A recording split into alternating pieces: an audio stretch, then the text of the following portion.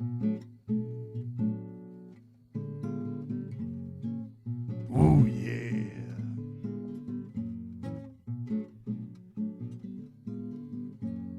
We're coming to you folks from the Hyacinth House tonight. We're going to tell you all kinds of spooky tales about monsters and madmen and ghoulie men and Kane Hodder. He be chasing us around the hotel trying to Jason us to death, but we won't let him. No, no, no. Ladies and gentlemen, this is KYR Radio with Ned and Pat, or Pat and Ned, and Coots is in there somewhere too. Yeah.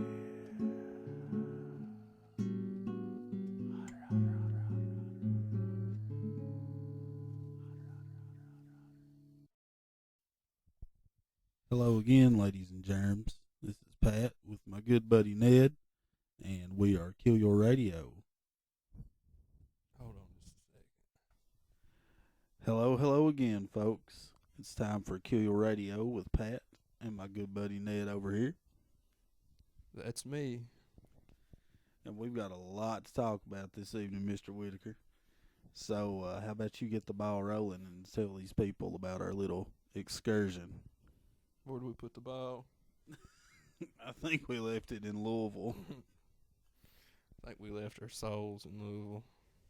Fear and Loathing in, what is it? Is it Jefferson County? Yeah. Fear and Loathing in Jefferson County. But go ahead and start telling them the story of our little trip. Yeah, I think it was in Georgetown when the drugs kicked in. No, we're non-drug users. We gotta make that perfectly clear. We found a really nice Cracker Barrel on one exit, Yeah. and it was gooder than hell, if I must say so myself. Yeah, Cracker Barrel's a fine institution.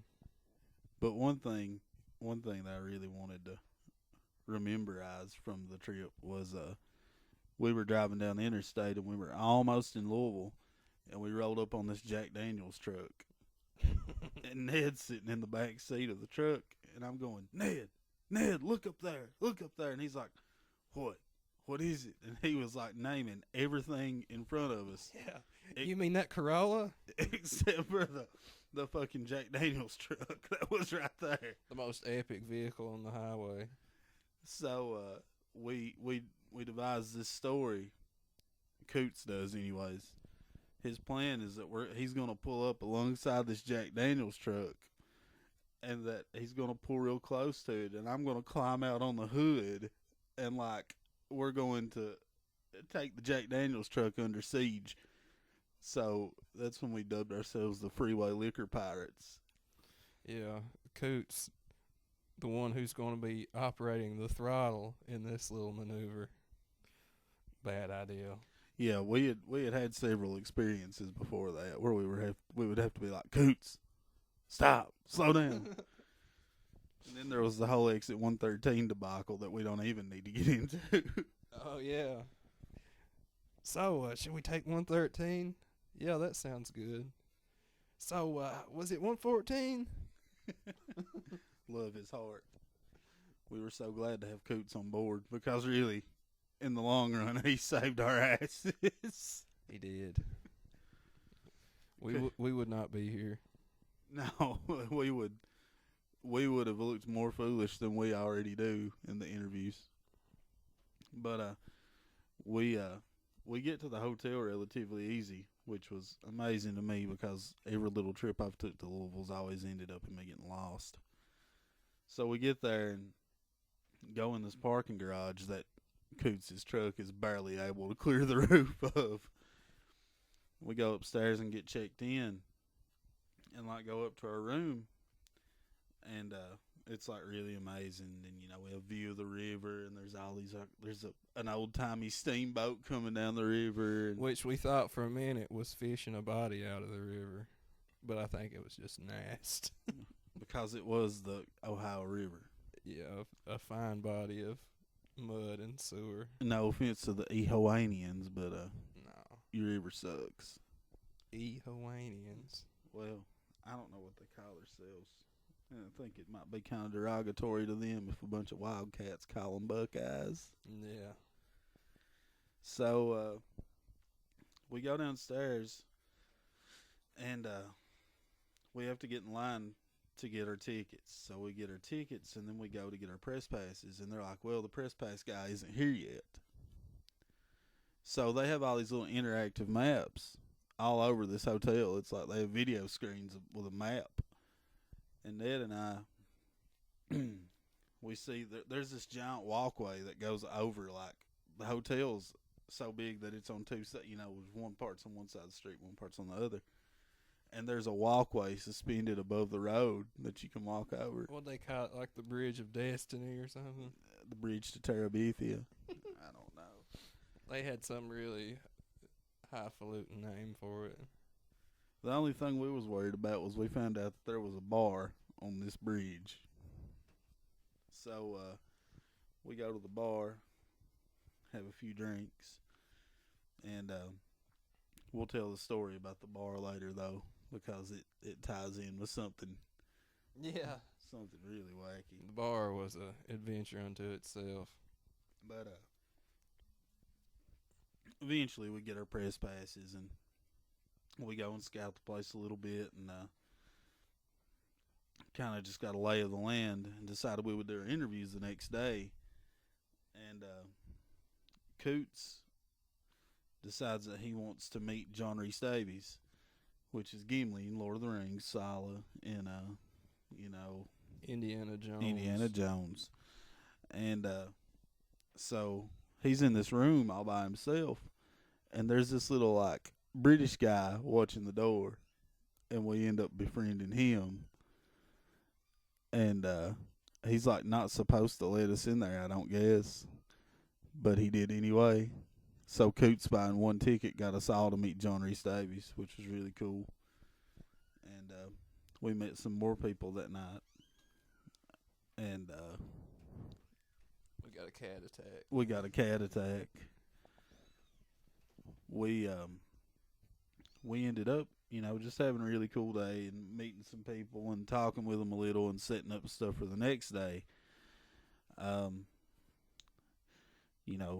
Long story short, before we actually get into it, next day we go and do our interviews and have a really cool day. But for right now, we'll leave it at that, and we'll be right back to tell you all about the people that we met. Do you have a product or service you want to sell? Are you looking for a large medium to spread your message across? Look no further than KYR Radio. KYR Radio has on-air ad space at very reasonable prices. Contact them at facebook.com/KYRradio12. And we have returned safely from that commercial excursion. Where we shamelessly plug ourselves. That's the best way, though, to plug yourself on your own show, because it's free. We're all about free.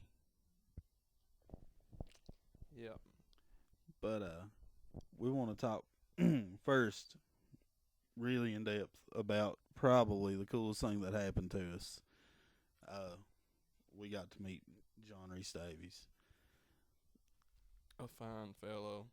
And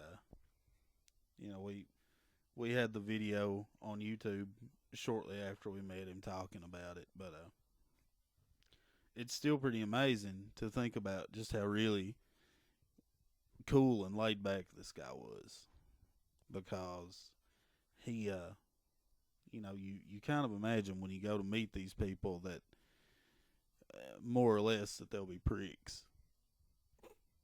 You know what I'm saying, right? Yeah. They're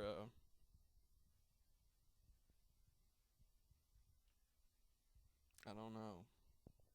Really cool guy though. Yeah. A real distinguished guy. You could tell he like had that big theater voice. And he did the Sala laugh. Yeah. And it was awfully epic.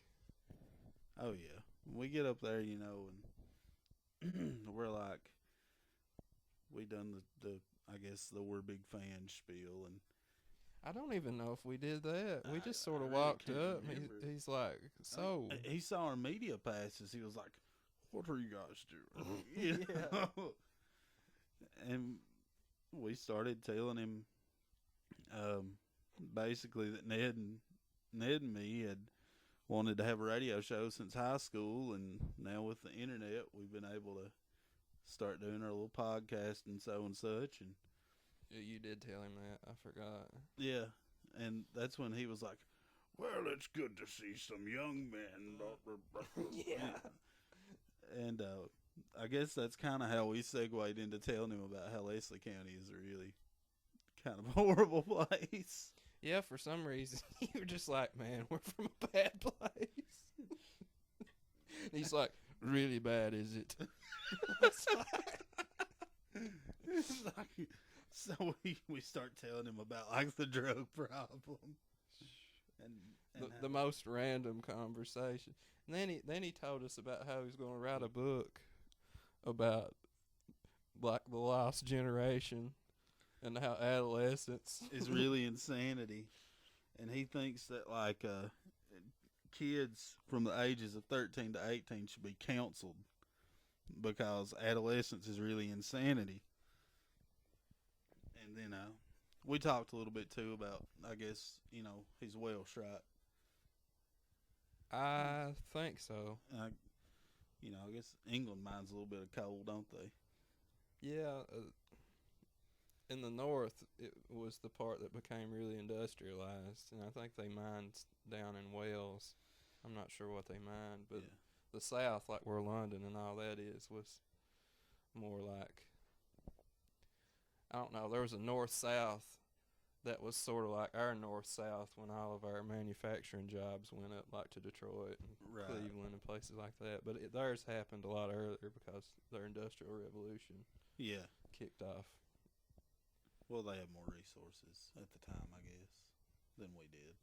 Yeah, it was just like they were sort of the first ones to really industrialize.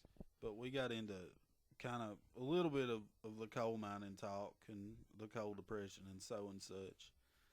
And then somehow we circled back to doing the radio thing, and that's when he informed us that if we ever wanted to do an anti-drug campaign and needed a drug-free dwarf, that we could call him, and that he would like back our campaign. Yeah, he's just really like, yeah, give me a call. And he was just like really super cool. And the bad thing was when we were going in, they told us that we couldn't take pictures or video. So it was kind of crappy. But had I known then what I know now about how the whole thing worked, we could have interviewed him. But I messed up, and the people didn't really explain to me well how things went. So beyond that, everybody on the staff was really cool. Yeah. But it was just John Reese Davies was probably the most unexpected cool thing that happened up there. Just had a real intimate, deep conversation. Yeah. And didn't mention hardly anything about the movies he was in or No, not at all. And and what can you say though? Sala's like just this is the best digger in Cairo. yeah, he said he was the best digger in Cairo as we left. And He gave us a few little gems of epic Sala voice. yeah. And like I had sat and watched all of the Lord of the Rings movies the day before to like buff up on my Gimli, Mm-hmm. and we didn't even talk about it. Oh yeah, I guess we didn't have that kind of time. No, Ned could have went on for like 3 months, and It's then gonna be like, so in the fourth age. and then I've been reading the books too, so it would have been like so. I pulled out the Return of the King appendix and Yeah. started thumbing through some. I put some Post-its in there. Isildur's first heir was, Yeah. and he and the Dwarf King, blah blah blah.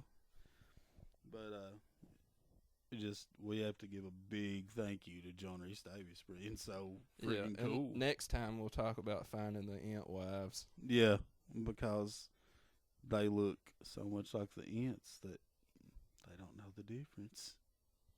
Yeah. They sort of translated that into the dwarf joke, too. Yeah, because the dwarf women all have beards. Woo!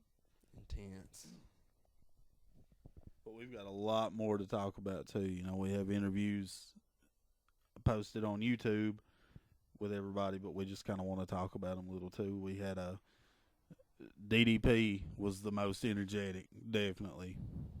He was in full-on promo mode. Oh, yeah. By the time it was over, he was doing the diamond sign and bang and calling us monkeys and what and such. And we talked with Bob Elmore. He was really super cool.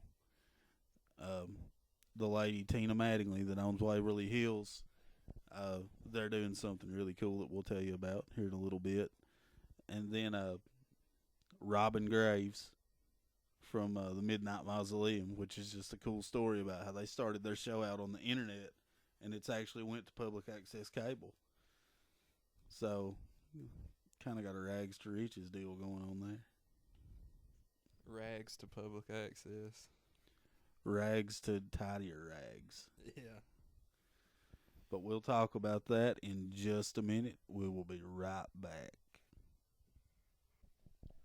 Are you tired of being run down, killed out, fat, unflexible? Do you want to take control of your life? Do you want to own your life? If you want to own your life, visit ddpyoga.com. That's ddpyoga.com. ddpyoga.com. And we are back once again, ladies and gentlemen. And we want to talk about just the interviews we done a little bit because we were really excited that we got to do them. It was our first event, and everybody was gracious enough to talk to us and treat us like we were real members of the media. Yeah, it was such a weird little ecosystem of insane people, vendors, and people that had been in old classic movies, and people dressed like the Ghostbusters. People dressed like Pikachus. Yeah. Really random stuff. Just the craziest of crazy outfits everywhere.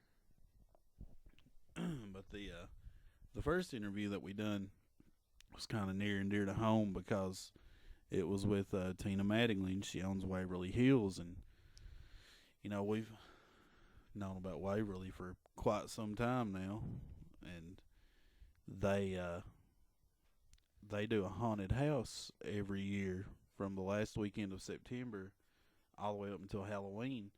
And all the proceeds go to the restoration of the building. And Ned had some really good questions for her. Thank you.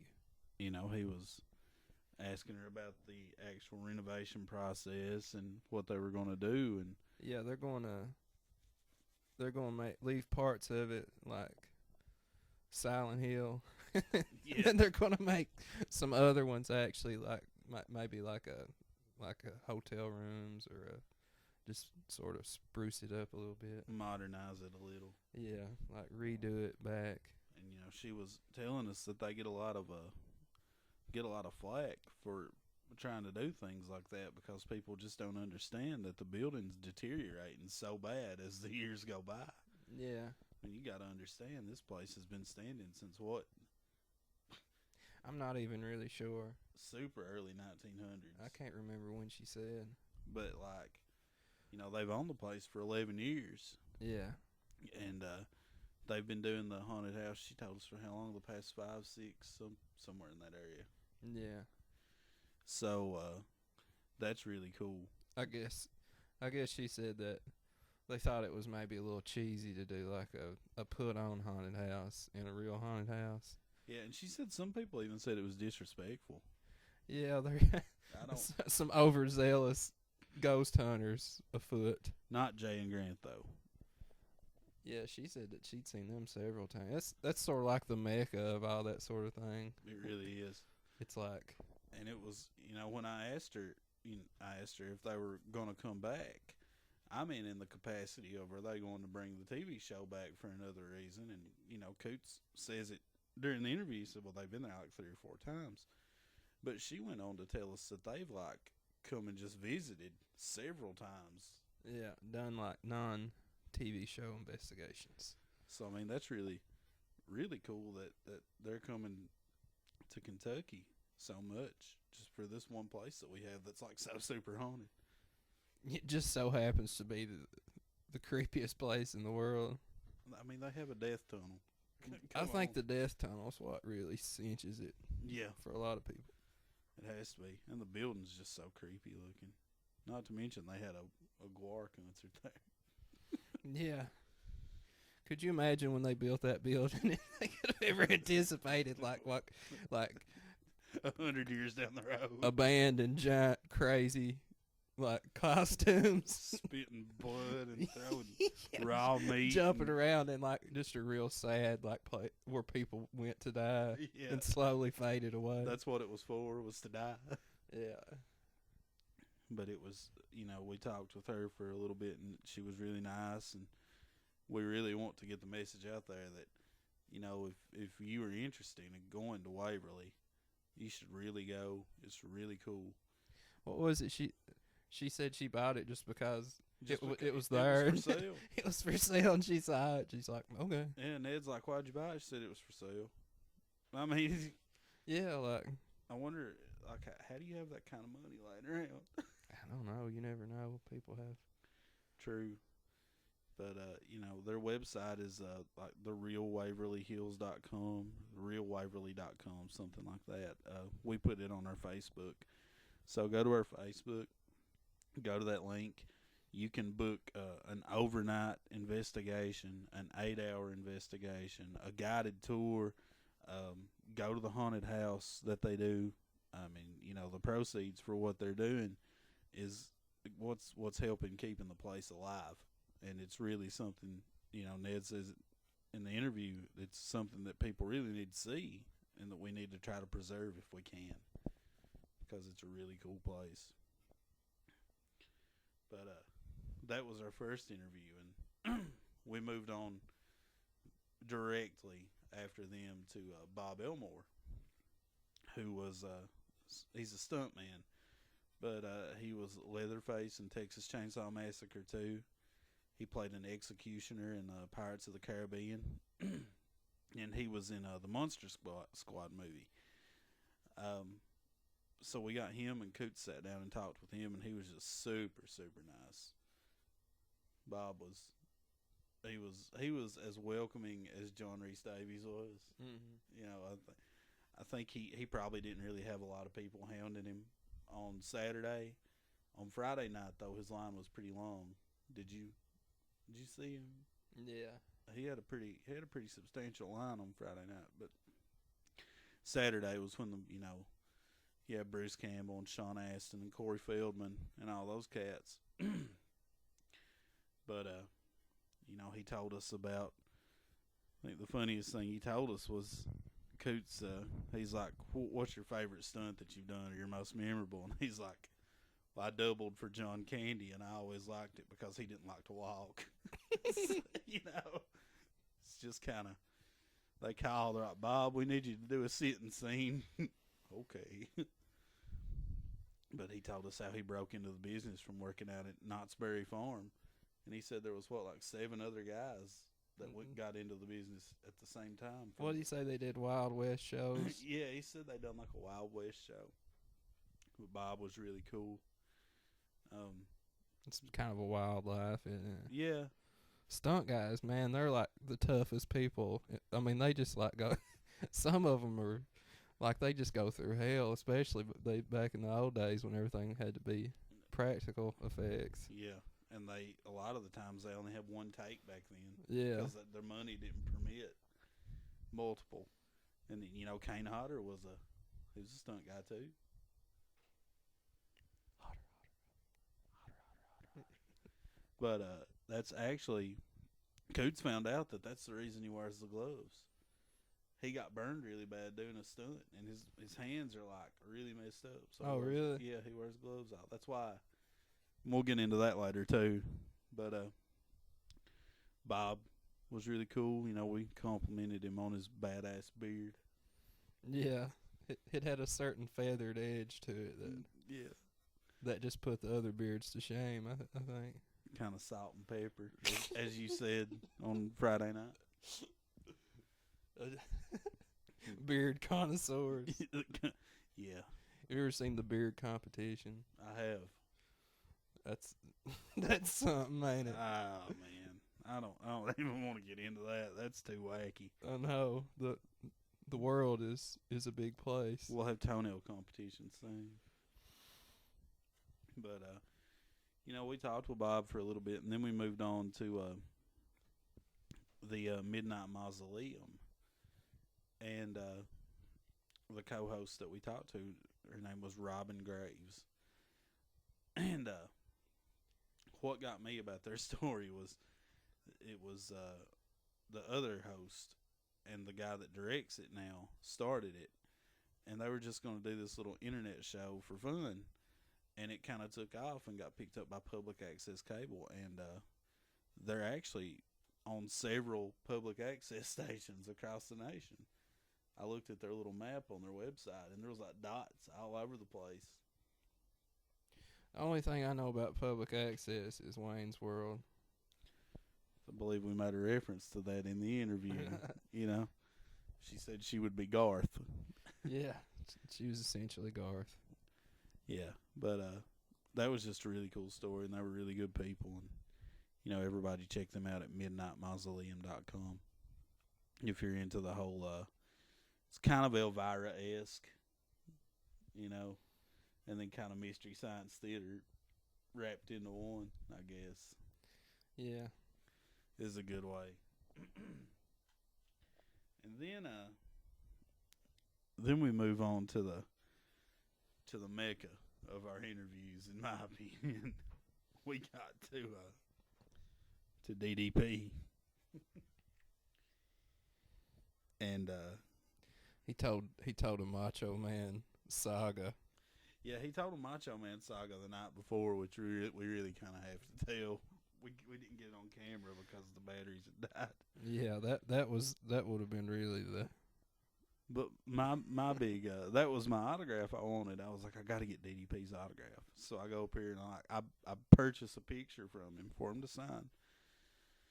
And while I'm picking out my picture, there's somebody in front of me, and he starts telling this story about Macho Man.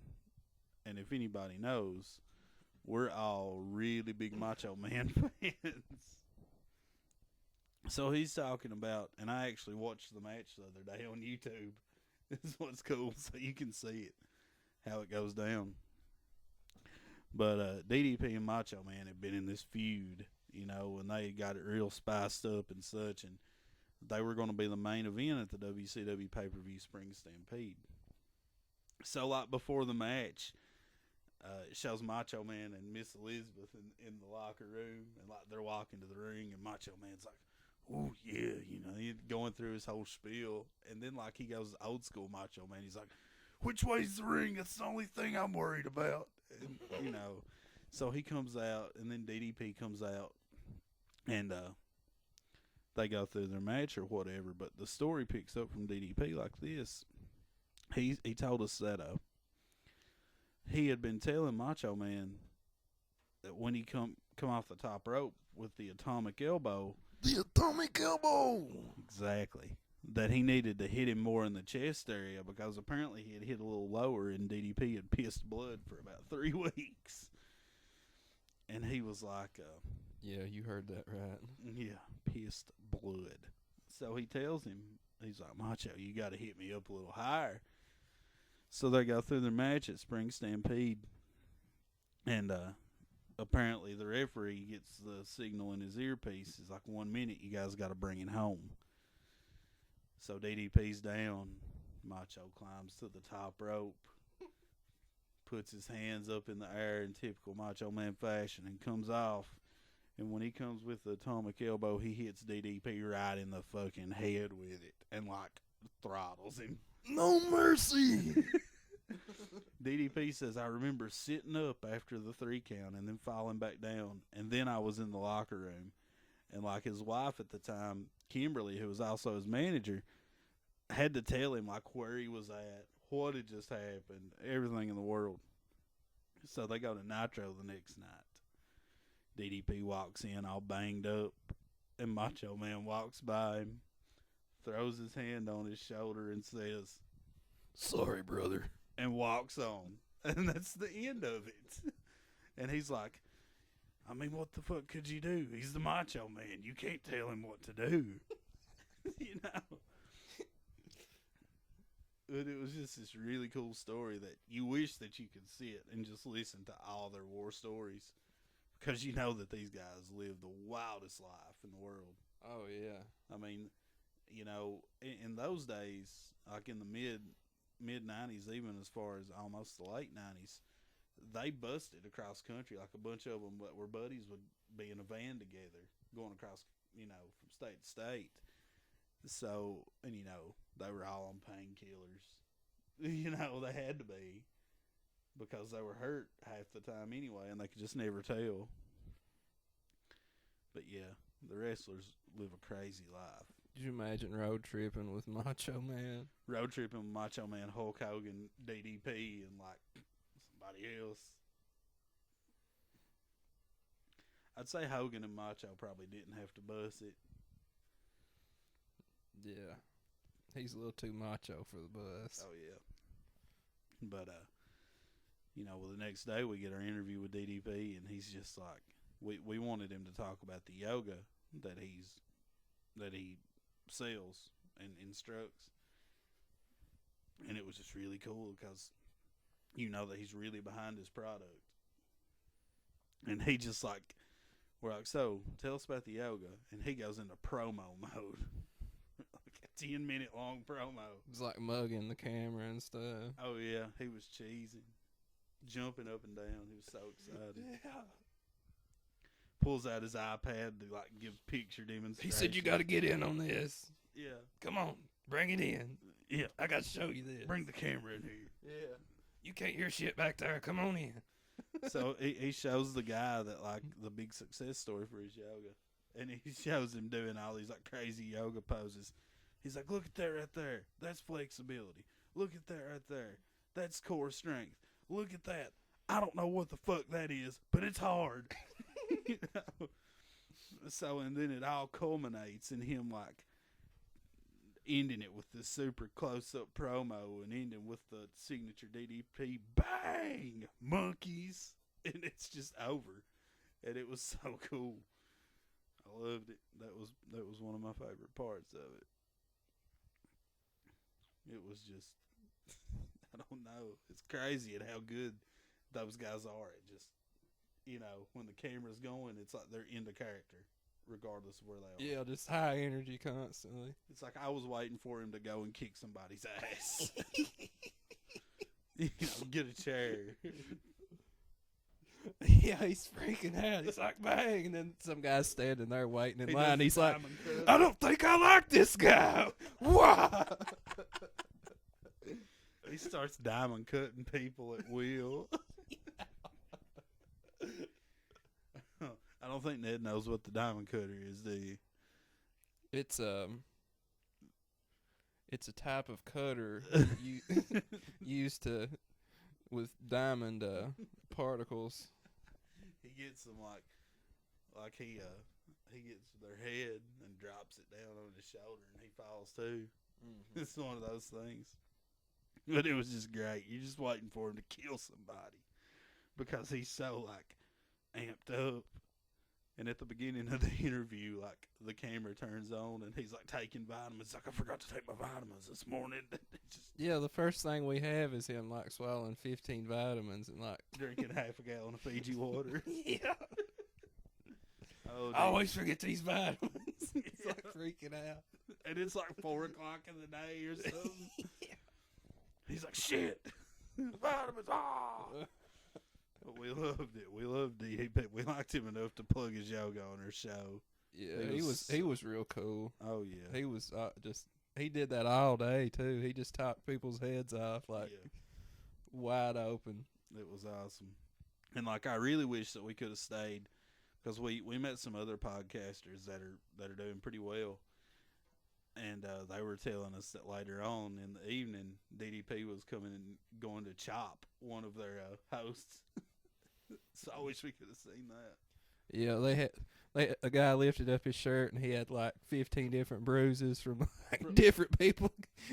Yeah, like in New England, they went to like a local wrestling promotion and he got the hell chopped out of him as his initiation for being the new guy. He was like, this one was from so and so, and this one's from.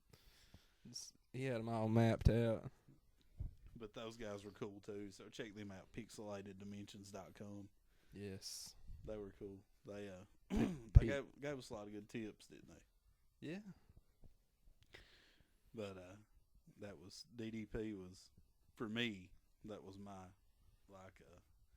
pot of gold, I guess. Just can't get past it. I really can't. Just the fact that he went straight promo went wild. But before we go into our next little wacky story, we just want to remind everybody again, Waverly Hills, they do the haunted house. Well, I guess it's not really a house, but they do their scare-a-thon, I guess it's called.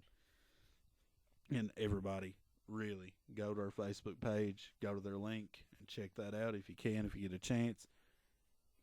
Help out Waverly. It's getting that season for fall Halloween activities. Yeah, Ned and I are getting ready to make our list of wacky things to do in October. Yeah. That we've done yearly since like 2002. But now we have to because the camera died on the way home and we didn't get a video of this story. So this is an exclusive. You're going to find out why we call Ned now the Bathroom Bandit. It's I don't know about that name. Well, it's sticking. Yeah. Well, anyway, long story short, it was really, really crowded.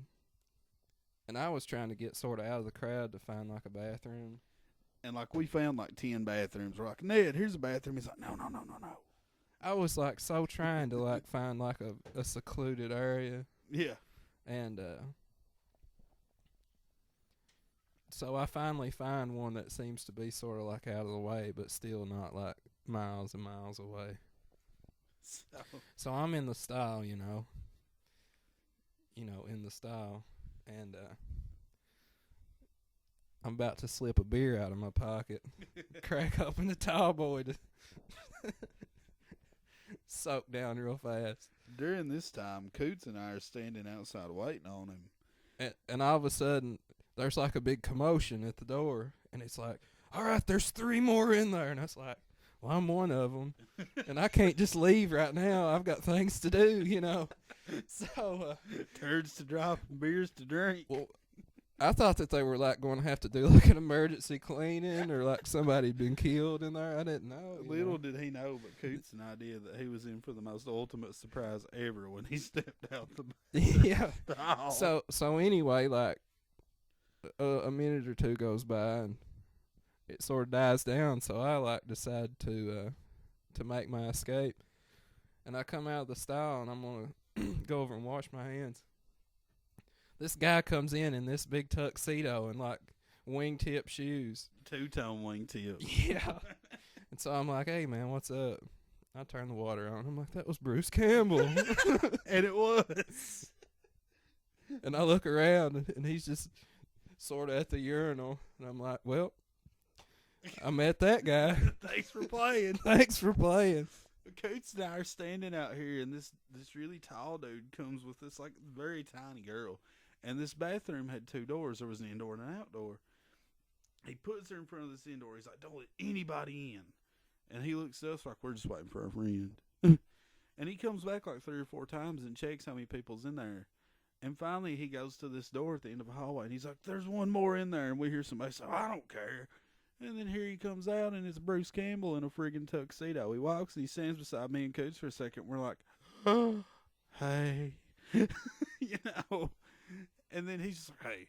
And then he goes in the bathroom, and I'm like, "Coots, Ned's gonna freak out." Yeah. What was even funnier is we just sort of gave each other the most nonchalant, like, guy look, like in the bathroom, like, "Hey, what's up, man? Yeah. Doing all right today? Looking sharp, man." How's it feel to be Bruce Campbell taking a piss with Ned? You know? It's like, I knew who he was, but I didn't even really think about it. And then I started cracking up as I was walking out. He did. I said, we shared an intimate moment. He walks out of there and he's laughing. We're like, "Were you surprised?" Yeah. But that's not the end of it. Oh, no, there's more. Because he didn't get to drink his beer. Yeah, I had to make a hasty exit. So I went to the entire other end of this. This looks like a big labyrinth of a place anyway. And so I finally, like, wait till it thins out a little bit. And I pop the top. And then over the top of the stile, I see this incredibly brown, bald head. And I hear Sid Haig start talking to somebody. I'm like, "Damn it!" Captain Spaulding. So Sid Haig comes and sits in the stall beside Ned. Yeah. So we're sitting there, sort of not knowing the other one is a crazy Sasquatch and a crazy demented clown killer. So like me and Coots are standing here just like trying to figure out what to do next. And Ned comes out of the bathroom. He's like, "It happened again." Yeah. And we're like, "Well, it couldn't have been Bruce Campbell." He's like, "No, it was Sid Haig." They were having like a little, like, "Hey, you trying to get away from the crowd?" You know, like trying to like really talk him up. And he's like, "Oh, yeah. Hanging out in the bathroom." Taking a shit. Yeah. Oh my God. It's too funny.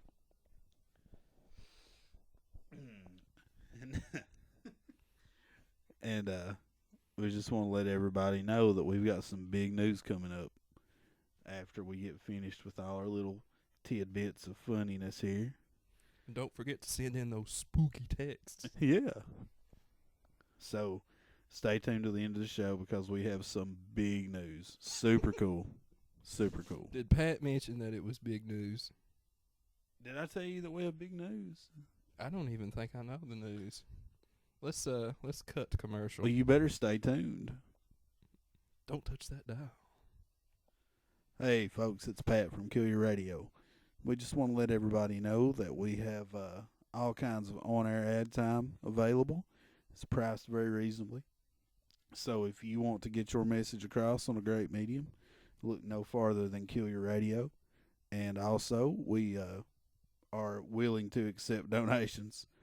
So if anybody wants to throw some money our way, you can find us on Facebook at facebook.com/KYRradio12 or KYRradio12@gmail.com. Thanks a lot. Thanks for playing. Well, all of our other tales have been full of whimsy, They have.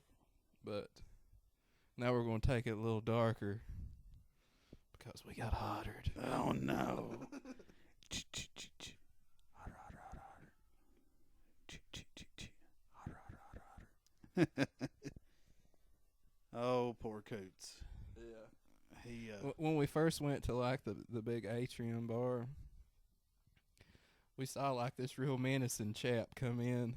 It's like handlebar mustache and like these like fingerless gloves and they have fingers.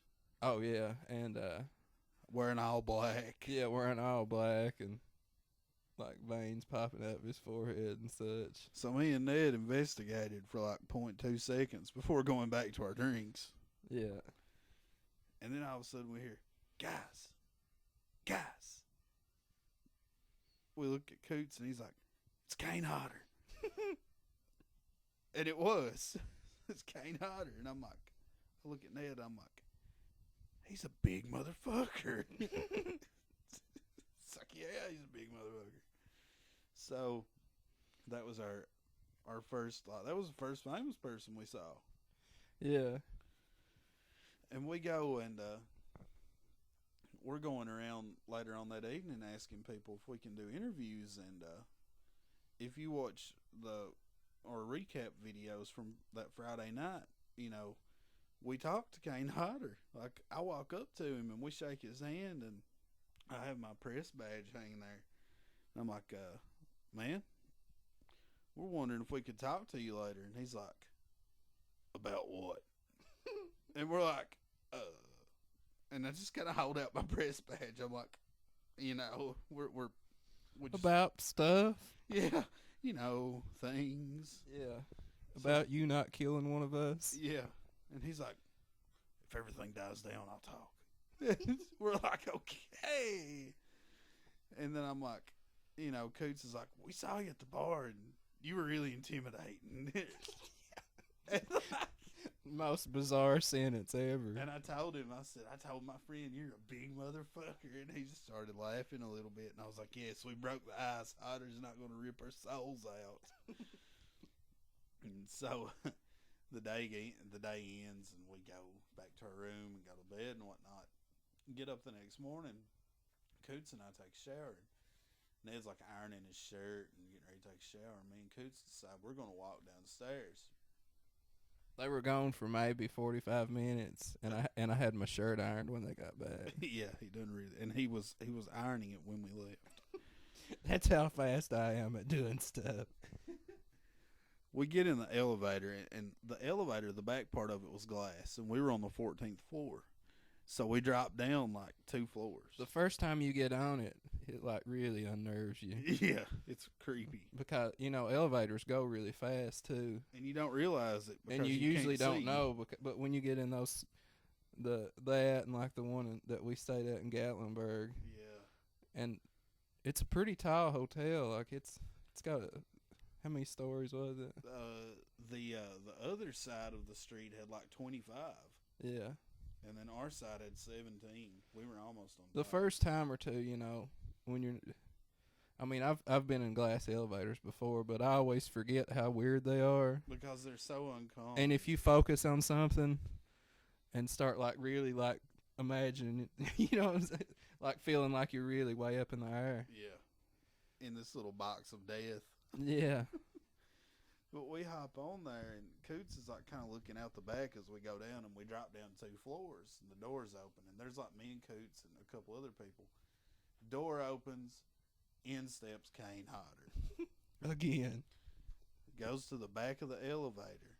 Never faces the door. He just looks out the glass part. Staring into the great abyss. Yeah. So like it starts moving again, and we drop a couple floors, and all of a sudden Coots says, I don't think I need to look anymore. And I don't say anything, and then all of a sudden Hodder says, are you scared?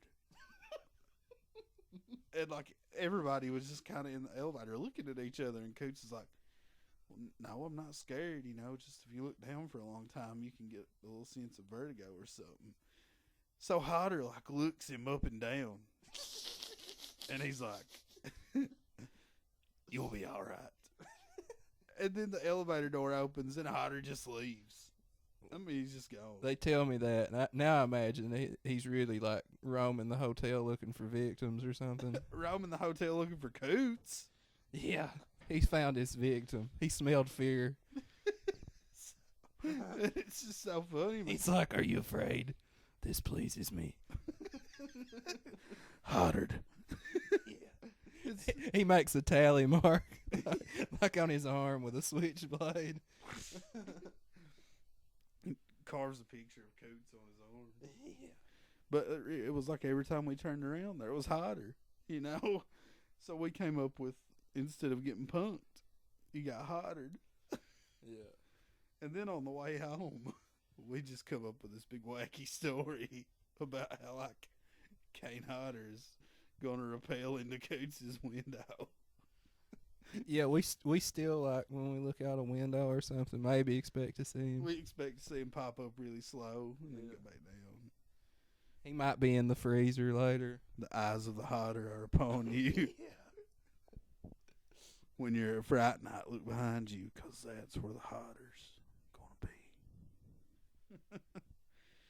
Being Hodder was really kind of fun, though. Yeah, we joke. He was really a nice guy. It really was.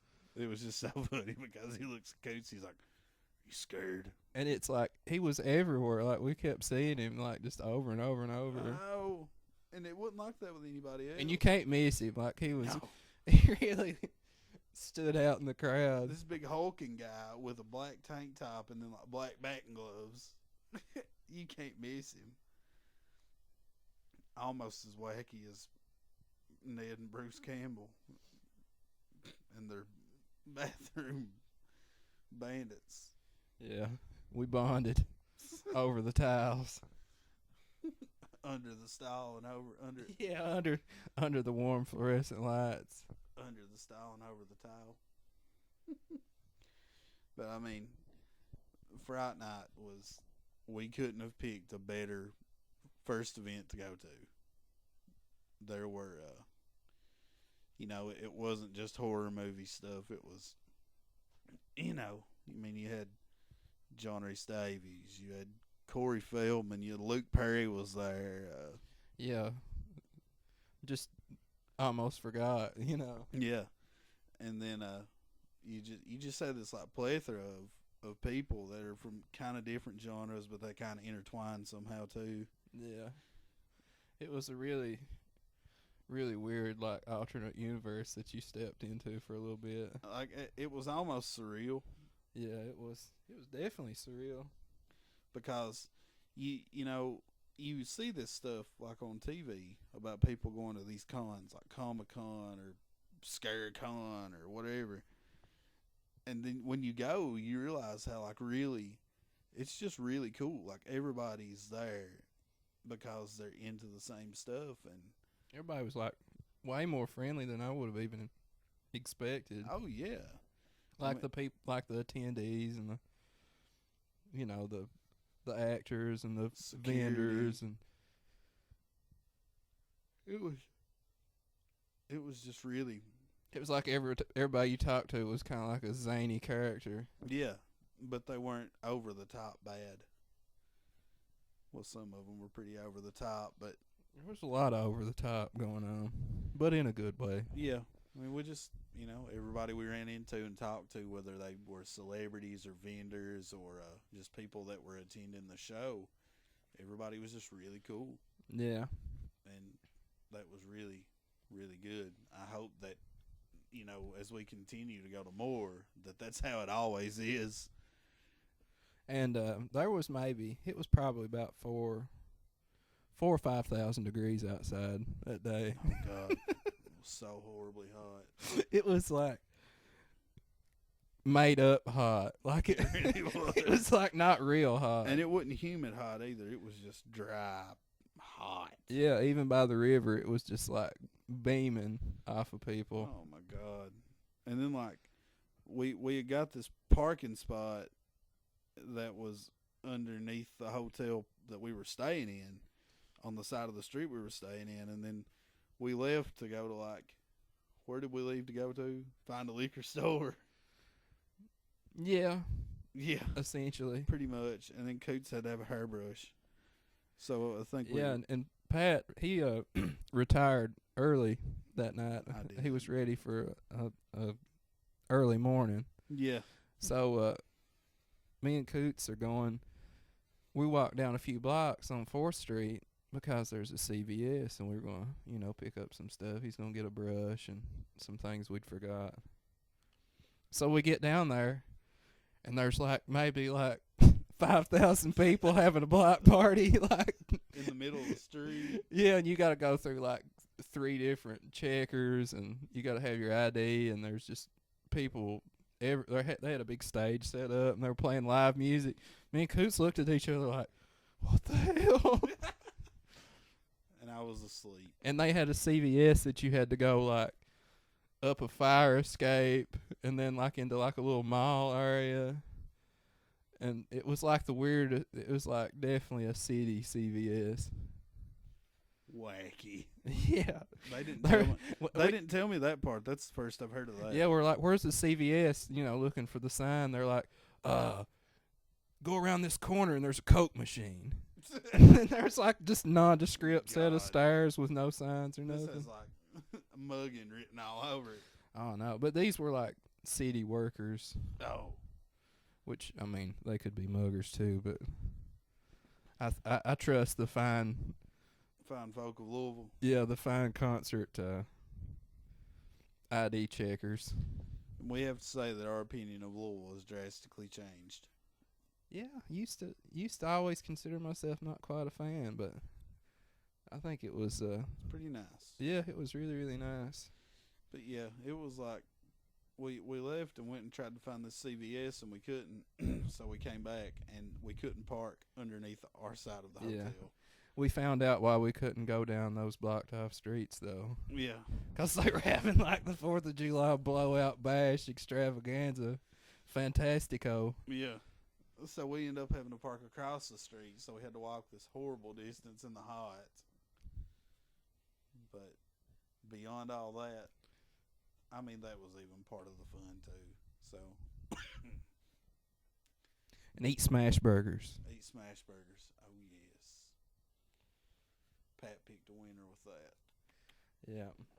I've always seen them, but for some reason I've never felt compelled to go in because they just got that red sign. I'm like, yeah, they got burgers.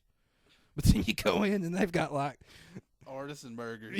Yeah, they've got these big spectacular like homemade Five Guys style patties and rosemary fries and all this craziness. Those were good, weren't they? Oh yeah. But I mean, everything went really well, and you know, next year everybody needs to try to go to this. It's so much fun. You'll really love it. And if you go, stay at the Galt House. It was a lot of unexpected fun, wasn't it? It was. And stay at the Galt House because it's a great, great hotel.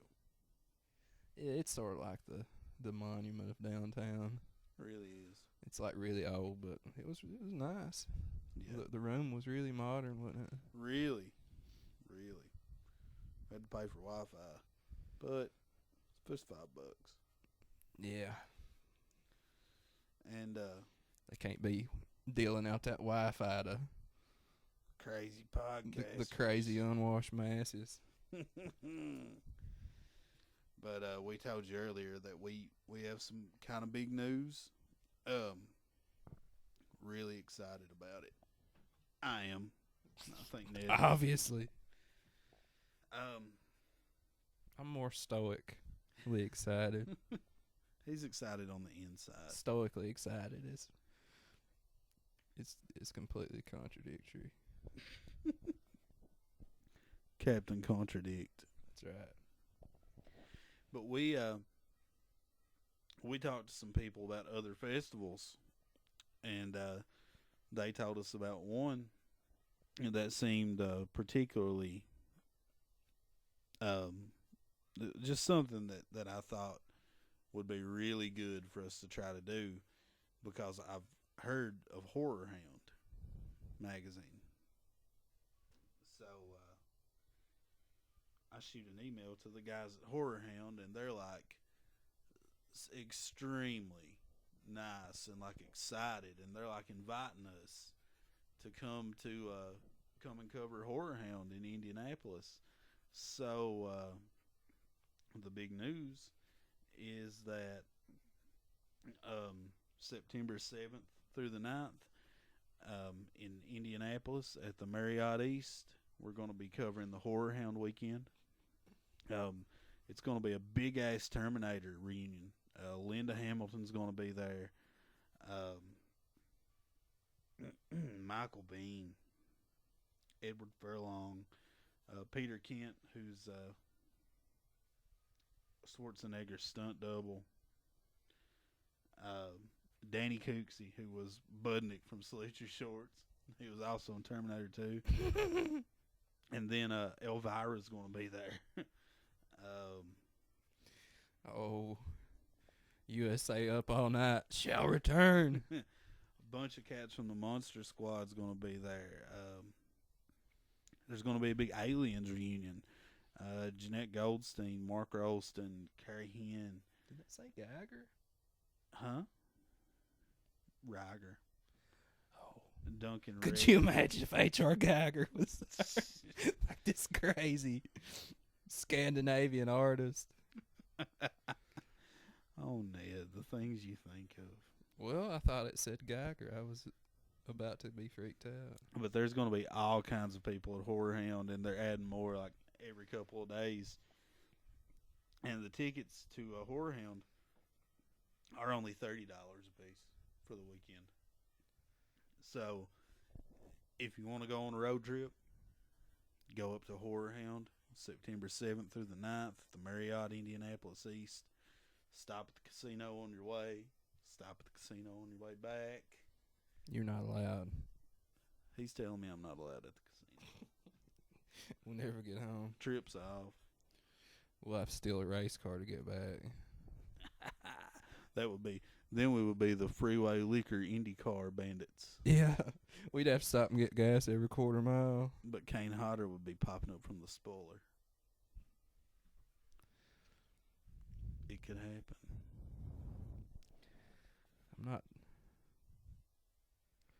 I don't know. I just got really deathly afraid. But we've got that coming up, and then there's a few more that we've been in contact with that we may be actually doing a couple more conventions. It was just too cool to not try to do them all. You know, there's one called Spooky Empire in Orlando that's in October. The same folks that done Fright Night are doing Fandom Fest in Birmingham, Alabama, and it's going to be pretty much the same people that were at Fright Night. We're going to try to do that one too to get a hold and talk to some of the people that we didn't get to talk to. Mm-hmm. But we got all that, you know, we're trying to roll that down the pipe for you, as well as getting our website going. We've got Amberly Fleming Photography's. They're designing us a logo. Going to do some photo shoots for us. And check her out at aflemingphotography.info. Just a lot of cool stuff going on right now. Ain't that right, Sugar Bear? Do what? I said, ain't that right, Ned? Oh, okay. I'm on board. You were hearing things. That didn't happen. Yeah. Look. Hoddered. It's getting too intense. Boy, it's going to be awkward the next time we see him. I hope, like, if nothing else ever happens, I hope a ton of people listen to this, and when they see him, that they're like, Well, if he sees this and he's like, I got a bone to pick. oh my God, what if he hears this? We're deleting this right I now. hope he has, like, a good sense of humor. Kane, we're big fans of your work. We really mean that. We really do. You were my favorite Jason. And my favorite gloved man at the convention. Yeah. But with all that being said, that's all the time we got for tonight. Thank everybody for listening. Go check out our Facebook page and like it. Go to killyourradio12.blogspot.com. Check out our blogs. Anything you want to add? I don't think so. Well, in that case, this is Pat reminding you to help control the pet population and buy a shotgun. Yeah. And I always use microphones that look like a grape on a stick. Yes. And Ned, as always, your parting words. Thanks for playing. Or pin me. Being me. See you later, folks.